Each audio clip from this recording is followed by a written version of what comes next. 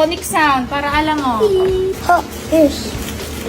Oh, Phonic sound. Horse.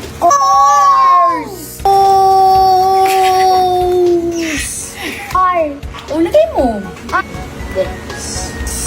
Horse.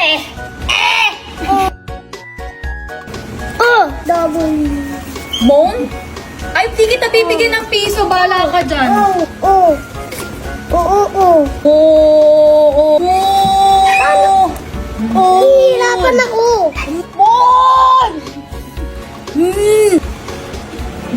Hi! Very good ah! Mag-uwi na ho siya ng 4 pesos ngayong araw.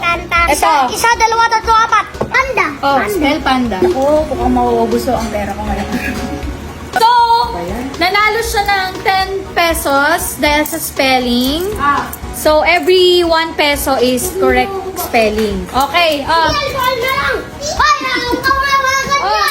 huwag kang bibili ng mahal ah. Ayaw niya umawak ng barya. Sobrang diring-diri sa barya nilagay sa lagayan ng shades. Tingin lang ako sa baba.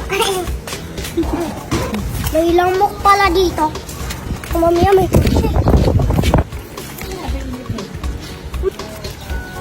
ikaw. Ito na. Sabay tayo. 1, 2, 3. Abela. Cheese curls? Ha? Iyon, ito? Ay, sorry. Yan? Magkano po? Meron po ba 10 piso lang?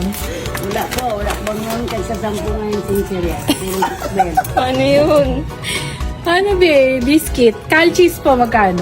20. May 20. Sabi, kulang pera natin. Kahit po yung mga biscuits. 10. Ayan. Hansel. Hansel? Chocolate. Chocolate? Oh, yes. Favorite chocolate. Sige po. Okay. Say thank you. Thank you. Bye-bye. Bye.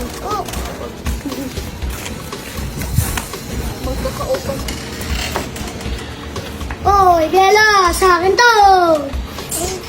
Wow, yan. Baka na